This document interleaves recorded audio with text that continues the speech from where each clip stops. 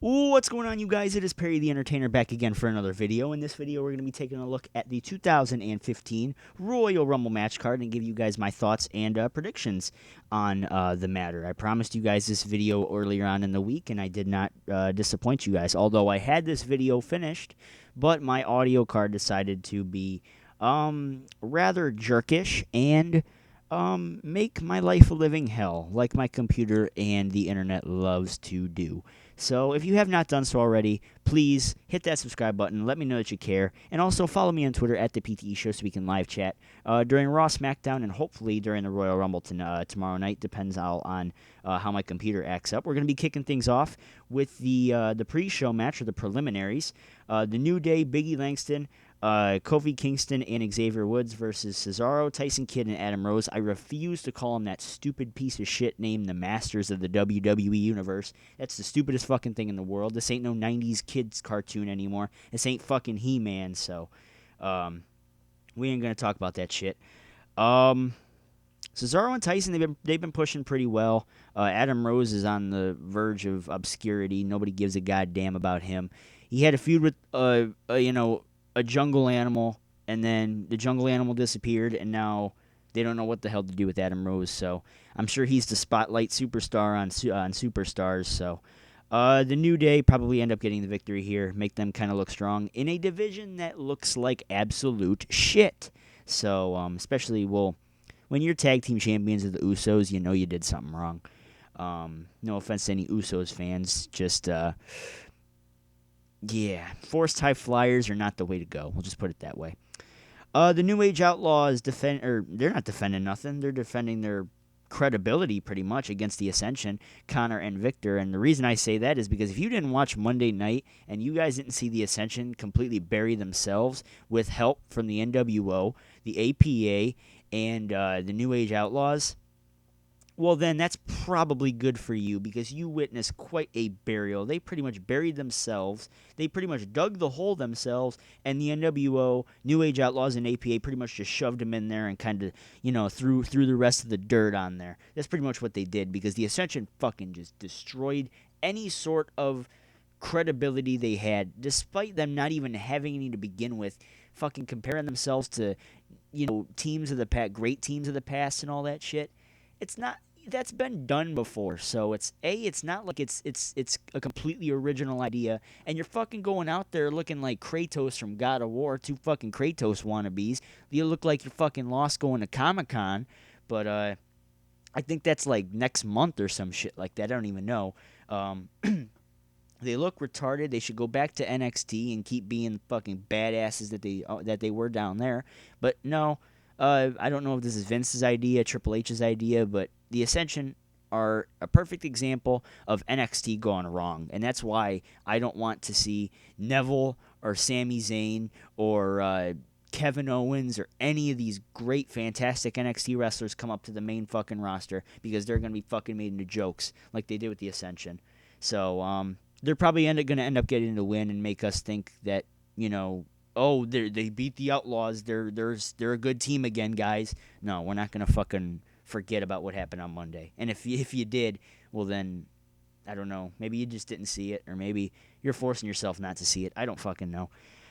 Paige and Natalya versus the Bella Twins. Let's not have a Divas Championship match on a pay-per-view. No, let's just throw 4 fucking Divas on the goddamn show for total Divas. And I don't know. I don't take this match seriously. Nobody fucking should. Paige and Natalya, I guess, just because I don't know. You ask me to, would I rather bathe in shit or bathe in vomit? I mean, it's two fucking horrible things, and you're gonna tell me you're filming it for a reality show, which makes it even fucking worse. So, yeah, I'd rather just bathe in water. The Usos. Defending the tag team championships against Miz and Mizdow. Their tease and dissolution on Thursday night, I almost said Friday night, between Miz and Mizdow. Probably leading to something going on in the Royal Rumble, giving Miz and Mizdow maybe something to do, turning Mizdow face, and that's the one thing that I kind of was regretting to see with this Mizdow. character type of thing going on. I didn't want to see it turn face just because I don't know how WWE would take it once it did turn face. So I'm I'm holding, like the trigger, and I'm like, okay, go ahead and do it, but I will shoot it dead if I have to, and I don't want to, but if that's the way it's got to go, that's the way it's got to go. And the Usos probably are going to get the win here, and the Usos are probably going to, I don't know who the fuck they're even going to feud with. Maybe they'll feud with the Ascension in some meaningless fucking tag match now that means jack shit nothing because they fucking embarrassed themselves on Raw. I'm not going to keep fucking not bringing that up. That was awful. Brock Lesnar defending the WWE World Heavyweight Championship against John Cena and Seth Rollins. Seth Rollins got in the title match by bringing back the Authority earlier this month. John Cena got his contendership in a match with Randy Orton at Hell in a Cell. Brock Lesnar hasn't fucking defended the damn belt in almost 8 months, so that should tell you something. But yeah, we actually get a WWE World Heavyweight Championship match on a pay-per-view. Something we haven't had in half a year. So no, all that crap aside, I actually think this is going to be a pretty damn good match. Rollins and Cena have shown over the last couple of weeks that they can work well together. Adding Brock Lesnar into the mix could do good or it could do bad. We kind of just have to see. Lesnar's been brought back into the picture pretty nicely. He looked pretty strong on Monday night, and I'm going to have him going out with the WWE World Heavyweight Championship some way or another, whether that be Randy Orton screwing Rollins over. But the WWE really needs to realize, though, if you do go with Randy Orton going out there, screwing Rollins, setting up Rollins versus Orton at Mania, you realize that either Brock has to pin or submit John Cena to even stay a heel, because he did that whole thing on Monday where it seemed like he was a babyface and he was beating up the heels and called them out just kind of like a babyface.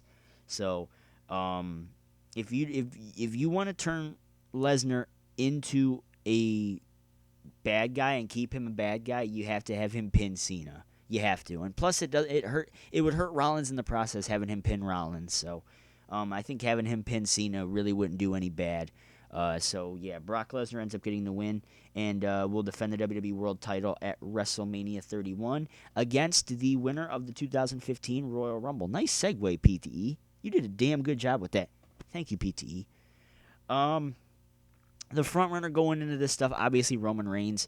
The second one, actually, I mean, WWE did a pretty good job with kind of throwing together a lot of big faces for this Royal Rumble, making it kind of, not really saying it's not as obvious anymore, but throwing Daniel Bryan in the mix. Dean Ambrose, Bray Wyatt's been booked pretty strong. Rusev's been booked pretty strong. Dolph Ziggler's been booked pretty strong. I'm just looking at the list right here.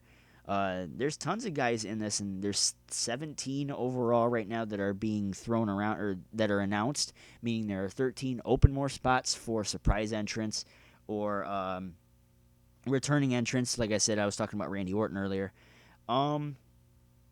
And I'm going to go with my dude Roman Reigns. I'm going to say Roman Reigns gets the win, etches his name into the history books, and will face Brock Lesnar for the WWE World Heavyweight Championship at WrestleMania 31 in what could be a shit fest or what could be a pretty damn good match. But I know one thing, at the end of the night, the IWC is going to bitch and moan because Daniel Bryan did not win the fucking Royal Rumble. And just stop. Just stop. But anyway, that's going to be it for me tonight, guys. I tried to make this video a little short. Didn't help I had to record this twice because my Windows thing's being a fucking asshole right now. Hopefully I can get this thing kind of fixed and working in the future. But that's another story for another day. And until next time, as soon as I find my pop and try and make a colorful exit. This is the Perry the Entertainer. Yeah, the Perry the Entertainer. See, I'm fucking official now. No, this is Perry the Entertainer sending out peace. Thank you guys for watching. And I will see you guys tomorrow night for your Royal Rumble 2015 review. So thank you guys for watching, and peace. Make sure you sub.